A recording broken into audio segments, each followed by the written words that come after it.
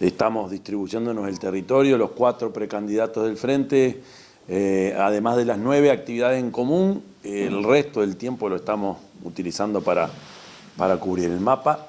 El propio Frente Amplio hace lo suyo, así que en este tiempo que es corto, que llega hasta junio, la tarea fundamental es entusiasmar a nuestros militantes y nuestros votantes a que concurran a votar y que además convenzan a cada vez más gente para que después cuando lleguemos a octubre lleguemos con mucho más fuerza. En junio se dirime cuál de nosotros será el candidato o candidata de la fuerza política, pero como que el envión empieza ya y la expectativa es acumular fuerza de aquí hasta octubre, que es la contienda fundamental. Por supuesto celebramos cuando las cosas salen bien. Ayer mismo fue una noticia la llegada del ferrocarril a Puerto, una obra que todos sabemos que empezó con la anterior administración, que este gobierno no continuó. Por lo tanto, no es todo, no es blanco o negro. Lo que sí es claro que este país, así como está, si no cambia, no se le ve, o no le veo futuro. Yo digo que es un país que está muy chato o que no tiene mucha expectativa de crecer. Ese sería un poco el balance, además de una sensación de, por lo menos una sensación o datos de inseguridad que crecen, a su vez datos sobre la desigualdad o la pobreza que también son llamativos. Creo que aquella estrategia de achicar el gasto trajo estas consecuencias. Así que los éxitos o los fracasos de este gobierno tienen que ver con las líneas que se trazaron desde el principio. Y como dijimos nosotros en algún momento, no se puede manejar un país o conducir un país, menos en tiempos de pandemia o de crisis, pensando que solamente recortando o generando números favorables en el déficit fiscal, que en realidad no fueron tan así tampoco, no solo con eso se resuelven los problemas de nuestra gente. Usted ha referido al tema de la seguridad por los datos brindados recientemente por el Ministerio del Interior. Hay quienes dicen que esos datos del Ministerio del Interior no revelan la cantidad de ciudadanos que no denuncian los delitos que se registran. Entonces es un desfasaje que termina dando un número no real o una suerte de virtualidad de esos números. Ahí las discusiones pasan por distintas líneas. Una de ellas es qué tanto se denuncia y qué tanto se revela o se traslada a la opinión pública las cifras de lo que ocurre o lo que la gente denuncia. Yo lo que me comprometo, lo que nos comprometemos con fuerza política, en el caso de que nos den la responsabilidad a la ciudadanía, es hacer absolutamente transparente. Así los números no convengan, desde el punto de vista del marketing, lo que nuestra gente tiene que saber es la realidad. Y además, la forma como a veces mostramos, y ahí hablo en primera persona del plural, las cifras o los datos sobre seguridad no son, me parece, los más adecuados, porque decimos 30% más de esto, 25% menos de lo otro, y se transforma todo en un tema de cifra y de estadística, cuando en realidad la sociedad es más violenta, el crimen cambió, el delito cambió, por lo tanto la forma de enfrentarnos y la política criminal que tenemos que llevar adelante tiene que estar más adecuada a los tiempos que corren. Digo eso, no es correcto apuntar con el dedo a las personas y decir fulano y mengano son los culpables. Yo creo que acá la sociedad es responsable, el gobierno es responsable, por supuesto, en primer lugar, pero creemos que cualquier política de carácter o cualquier política criminal que lleve adelante un gobierno o de manejo del delito tiene que tener algún nivel de consenso como para que sean de media y larga duración y no para ir resolviendo la coyuntura en el día a día. La base programática del Frente Amplio, si la sintetizamos en temas de delito, violencia y demás, aparecen allí 3, 4, 5 puntos pilares fundamentales. Se han analizado últimamente por politólogos y demás, y la fuerza política lo ha analizado también. La pregunta es, al día de hoy, en la elección de elecciones internas, frente amplistas y adherentes del Frente Amplio van a votar. No hay la menor duda que los empujes que haga cada precandidato, que está haciendo en este momento cada precandidato, son determinantes para, en cada tema, elegirlo o no. El tema violencia, delito y demás, hoy preocupa a toda la ciudadanía, pero el Frente Amplista también. Claro.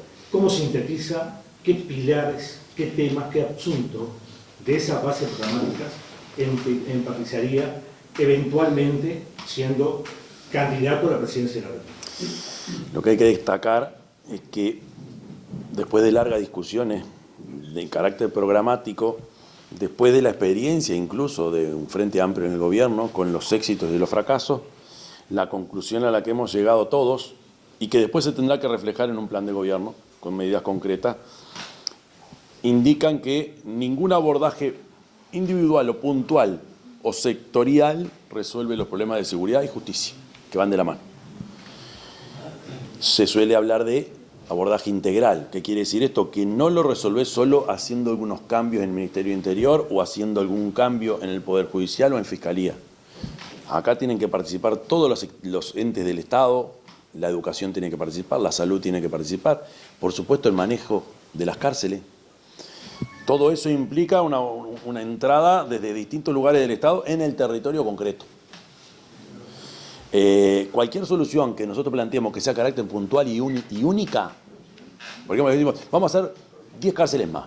Si dijéramos una cosa como esa y esa fuera la solución, le pido a la gente que desconfíe de nosotros. ¿Qué quiero decir con esto? Que el tema es tan complejo y, como te decía, tiene que ver con seguridad y justicia, y tiene que ver con las instituciones que se encargan de esto, implica niveles de acuerdo a nivel nacional y desafíos o compromisos del gobierno donde, por un lado, resolver los problemas en los barrios, concretamente, pero por otro lado, le hincas el diente al tema del lavado activo. Y son dos cosas que están bastante distantes, aparentemente, en la sociedad. Entonces, no es resolviendo una cuestión sola. Por ejemplo, cuando se habla, no, acá esto lo resolvemos con allanamientos nocturnos. Yo creo que no. Porque, primero, de pique, una solución única, individual, separada de un resto de políticas, no creo que dé resultado. O se plantea también que hay que crear una brigada especial, no sé qué, modelo italiano, que los italianos son buenos en esto, para el tema del crimen organizado. Y las instituciones que hoy tenemos, y la Secretaría de Inteligencia del Estado, y la Brigada de Narcóticos, ¿existen, no existen? Yo creo que tenemos que tener mucho cuidado en campaña electoral de no simplificar la discusión, de no hacer del tema de la seguridad una cuestión banal, una discusión simple. Es compleja, es complicada y tendrá que reflejarse en un plan concreto de gobierno donde la política criminal esté ahí establecida. Pero no lo hace solo desde el Ministerio del Interior, que tenemos que resolverlo de ahí, pero no solo de ahí. Son muchas las instituciones que tienen que participar de esto. La seguridad, en primer lugar, la seguridad social es un tema bastante más complejo que el tema jubilaciones o pensiones. Hoy está en el centro de la discusión, plebiscito mediante y reforma de este gobierno, el tema sí de las jubilaciones, y ahí se puso de nuevo para analizar las AFAP. Yo creo que hay que hincarle el diente y analizar el tema del lucro en los ahorros o en los ahorros de las AFAP. Lo podemos analizar. Yo no estoy de acuerdo con la derogación, pero sí deberíamos analizar, porque hoy los datos que estamos recibiendo no son los que se nos planteó, los que nos imaginamos quizá cuando se crearon. Habría que revisar el tema del lucro, cómo se maneja mejor la cosa. Una reforma, entonces. Yo creo que la seguridad social hay que seguir transformándola y derogando algunas de las cosas que se establecieron que no conducen a lo que nos dijeron, y el tema de la sustentabilidad del sistema, ¿no? Yo creo que ahí tenemos un problema. Lo que terminó pasando con esta ley que el gobierno llevó adelante es complicando bastante más esto. ¿Por qué? Porque mete para adentro a un montón de gente, incluso algunas cajas, en el tema de las AFAP, que yo no sé si la analizaron bien. Si lo analizamos bien y alguno de esos colectivos de las cajas lo observan un poco mejor, el problema va a ser mucho más gordo. Por ejemplo, me imagino que de instrumentarse eso y de caminar esto, el déficit de la caja militar va a ser mucho más grande. Entonces, analicémoslo en clave de diálogo social como está establecido. Tuve reunión con ONASPU en el día de ayer, donde plantearon claramente cuál es la actitud o cuál es la posición de las asociaciones de jubilados para este tema. Me parece correctísimo. Donde ellos cuestionan y analizan, por lo menos revisar el tema del lucro, nada más. ¿Está abierto a modificar el Código Penal? Sí, por supuesto. A ver, yo no conozco ningún código de ese tipo que lo instales de una vez y funcione todo perfecto. Y como que en este país medio que la cosa se dividió en dos, blanco y negro, los que están de acuerdo con todo y los que están de acuerdo con nada, o los que no están de acuerdo con nada. No nos olvidemos que este código fue aprobado por el 99% del Parlamento Nacional. O sea, hubo un gran consenso, cosa que es difícil, ¿eh? Ahora, por supuesto, después que la máquina entró a andar, hubo cosas y hay cosas que vemos que habría que cambiar. Yo creo que hay que tener la actitud. Lo que pasa es que el clima también, político, o donde me parece que es mano el gobierno, no da como para conversar muchas cosas. Yo no recuerdo ningún periodo de gobierno, o no me queda claro, donde no se haya podido llegar a acuerdos, por ejemplo, con el tema de la integración de la Corte, la integración de la Corte Electoral también, los tribunales. Entonces, ojalá podamos decir, bueno, bajemos la pelota al piso y veamos qué cosas se pueden corregir. Creo que la discusión que ha primado no nos conduce a mucho, que es si la Fiscalía tiene que tener un solo integrante o tres, y en realidad el problema me parece que es corregir las cosas que del Código podrían ser corregibles. Construyamos los climas para que eso ocurra. Le digo por lo que pasó hace un tiempo acá en uno de los balnearios principales que tenemos en el departamento, y hay una persona que tiene una situación de 1 tonelada casi de droga y sin embargo fue la pena totalmente distinta. Pero ahí tiene que ver con algunas cosas que después se instalaron con otras leyes donde, por ejemplo, el microtráfico, el caso conocido de la mujer que sí que obligada tiene que llevar a la cárcel, es horrible eso, ¿no? Situación horrible, pero la pena es mucho más dura para ella que para los que hacen el gran tráfico. Por supuesto. Estoy hablando de eso. Yo pensé que también te refería a la esencia del código, donde hay cosas que hoy son muy criticadas, y en vez de decir vamos a corregir esto, dicen, no, el código es la culpa, tienen la culpa de todo. No. Por supuesto que hay que revisar siempre eso, ¿no? Y más con este nuevo clima de crimen organizado, delitos y cosas que han cambiado. Hay injusticias que todo el mundo las ve.